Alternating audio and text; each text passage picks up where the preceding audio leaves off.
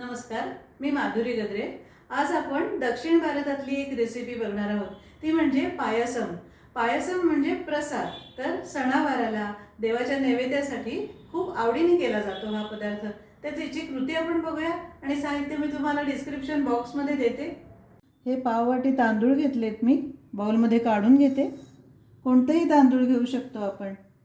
1 tablespoon चण्याची डाळ घेतली आणि 1 टेबलस्पून मुगाची डाळ घेतली। आता हे तिन्ही धान्य आपल्याला 2 वेळा पाण्याने स्वच्छ धुवून घ्यायचे।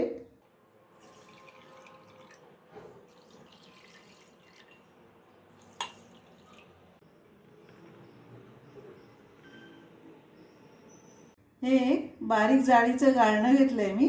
तर आता त्याच्यामध्ये आपण तांदूळ काढून घेऊ। पाणी पूर्ण निथळून घ्यायचं याच्यामधलं। या नॅपकिनवर असं काढून घेते, पसरवून घेऊ व्यवस्थित। थोडेसे कोरडे करून घ्यायचे आहेत आपल्याला। असंच डाळीतलं पण पाणी काढून टाकू आणि नॅपकिनवर काढून घेऊ।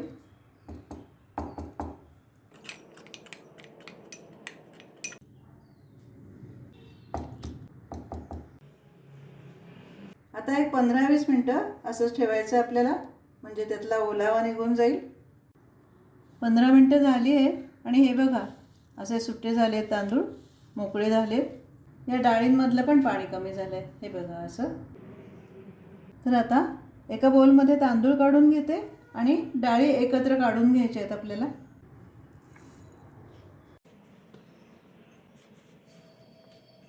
ही कढई गरम करायला ठेवली आहे मी आणि त्याच्यामध्ये थोडंसं तूप घालते।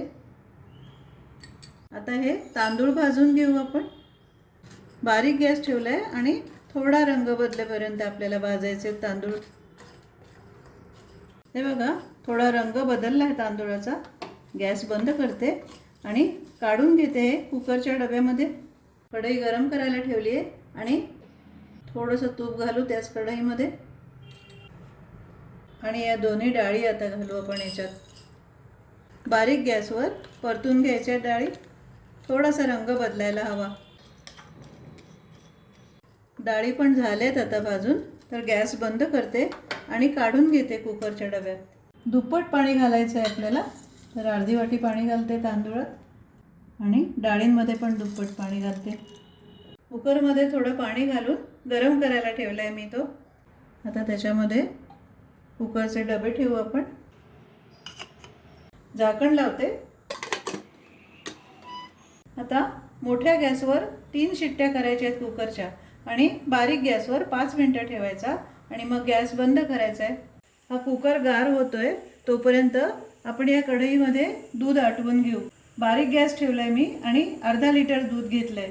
हे तापवायचं आहे आपल्याला आणि मधून मधून थोडं ढवळायचं आहे, कारण त्याच्यावर वरची साय साठायला नको, त्यातच मिसळून जायला हवी ती।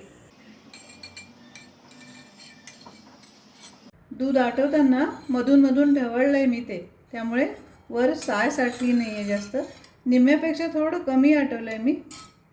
तर आता गॅस बंद करते आणि हे दूध आता पूर्ण गार होऊ द्यायचं आहे आपल्याला। कुकर गार झाला आहे आता, तर बघूया आपण। काढून घेऊ बाहेर।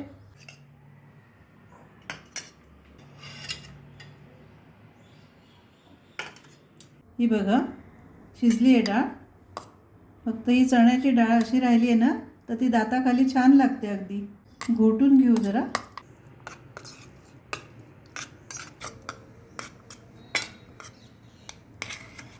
आता हे दोन्ही एकत्र करून घेऊ। मिसळून घेते।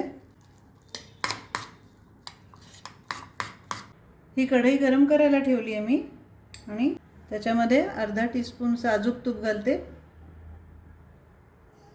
आता याच्यात थोडे काजूचे तुकडे घालते आणि परतून घ्यायचे ते आपल्याला तुपावर।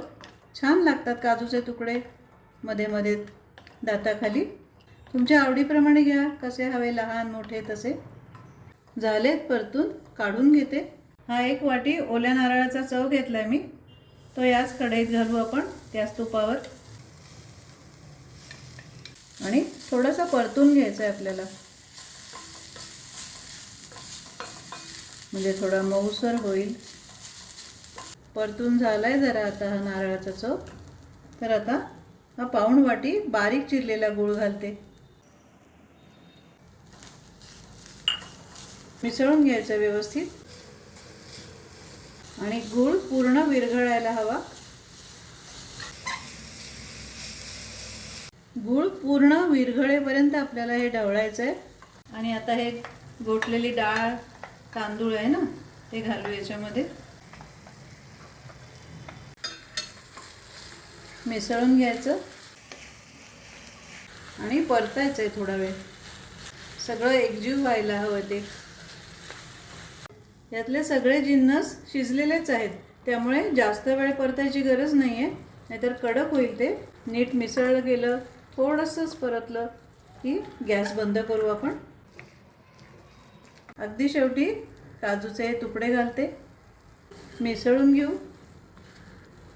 छान वास येतोय आणि गॅस बंद करते आता. आता हे आपल्याला पूर्ण गार होऊ द्यायचं आहे. दूध आणि हे मिश्रण दोन्ही गार व्हायला हवं. हे आटवलेलं दूधही गार झालं आहे आता व्यवस्थित, आणि हे मिश्रणही गार झालं आहे आता. तर आता आपण हे दोन्ही एकत्र करू. मिसळून घ्यायचं व्यवस्थित. हे पायसम अगदी घट्टही नसतं आणि फार पातळही नसतं, आणि शिवाय आपण आपल्या आवडीप्रमाणे करू शकतो. थोड्या वेळाने आणखीन थोडंसं घट्ट होईल ते. असं झालं आहे पायसम. आता एक शेवटची गोष्ट राहिली याच्यात घालायची. आता याच्यामध्ये थोडंसं आपण अगदी वेळेवर जायफळ किसून घालणार आहोत.